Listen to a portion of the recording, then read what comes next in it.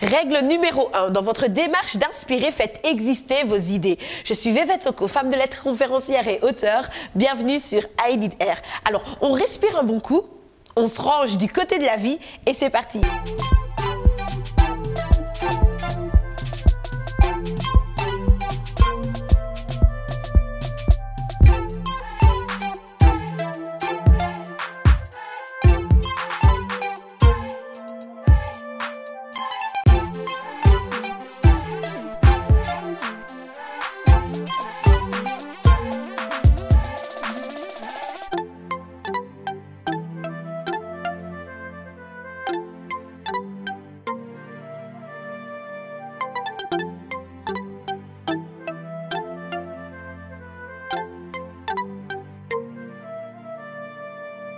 On raconte l'histoire d'un jeune garçon qui n'avait que 5 pains et 2 poissons à sa disposition.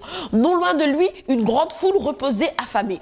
Pensez-vous que ces ressources suffiraient à nourrir toute cette foule? À première vue, non. On est d'accord, à première vue, non. D'autant plus, précisons-le, que l'on dénombrait 5000 hommes. Alors je vous laisse imaginer les femmes et les enfants qui les accompagnaient. Passons. Ce qui attira mon attention, c'est que l'on remarqua ce jeune garçon.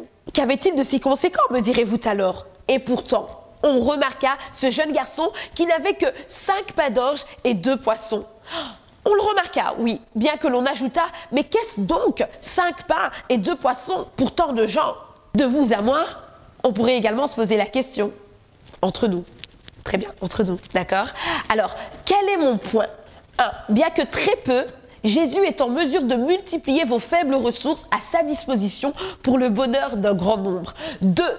Toutes les ressources nécessaires pour bénir les autres, pour enrichir les autres, sont en vous. D'accord?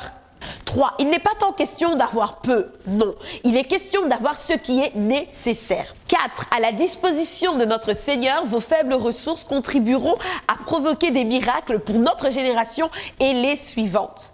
5. Les hommes parleront, et ils parleront encore. Mais après tout, on s'en fout, en fait. Ce qui compte, c'est de commencer. Ce qui compte, c'est de présenter ce que l'on a. Que ce soit peu, que ce soit nombreux, là n'est pas le problème. Est-ce que ce que vous avez est nécessaire?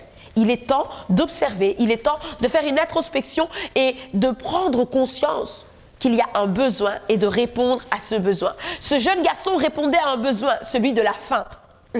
La foule avait faim, la foule avait un besoin et ce jeune garçon était en mesure de répondre à ce besoin de par la nourriture qu'il avait à sa disposition et de par la nourriture qu'il leur proposait alors.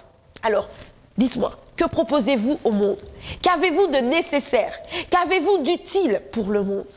Rendez toujours grâce à Dieu, là est le secret. Pour toute multiplication, rendez grâce à Dieu. On ne le répétera jamais assez, la gratitude favorise l'altitude. D'accord? Ma foi, vous avez tout pour réussir. Même si c'est difficile, même si la conjoncture actuelle ne s'y prête guère, prenez courage. Allez-y, commencez. Lancez-vous.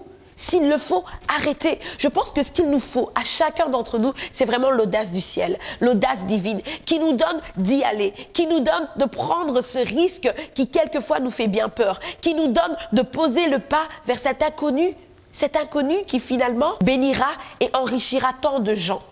J'aimerais préciser une chose très importante.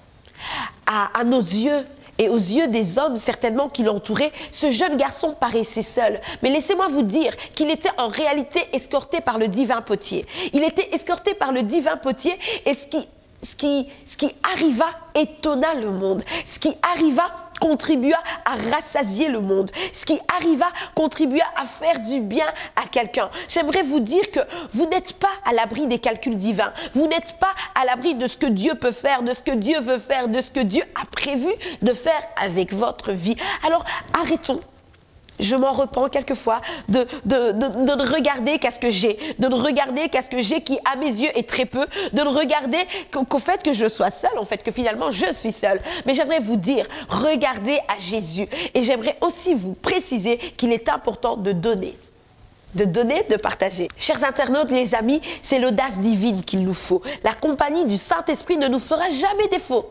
Est-ce que quelqu'un peut dire Amen? La compagnie du Saint-Esprit ne nous fera jamais défaut. J'aimerais vous préciser qu'avec 5 pains et 2 poissons, un jeune garçon a réussi à changer le pronostic des hommes.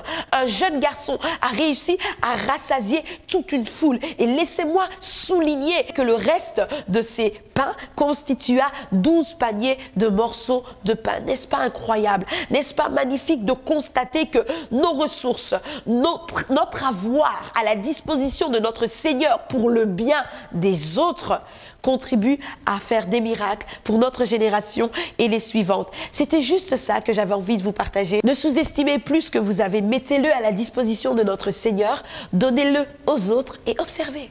Observez ce qui arrivera. Observez ce qui risque de vous étonner. Et cet homme plein d'audace, ce jeune garçon capable de changer la donne, et si c'était vous? Et si c'était vous, cette femme éprise de vérité? Et si c'était vous, cette femme qui a le nécessaire pour le monde? Le nécessaire pour le monde qui l'entoure? Le nécessaire pour sa ville? J'aimerais vous encourager aujourd'hui. J'aimerais vous pousser à vous lever. J'aimerais vous pousser, s'il le faut, à vous arrêter, à dire stop et à recommencer au bon moment, quand il le faudra. Et si c'était vous, cet homme, cette femme capable de changer l'histoire, le cours de l'histoire des hommes? Et je le répète donc, vos faibles ressources ne sont pas à l'abri des calculs divins. C'était le mot de la fin. Que Dieu vous bénisse et à très bientôt, à très vite sur I Need Air.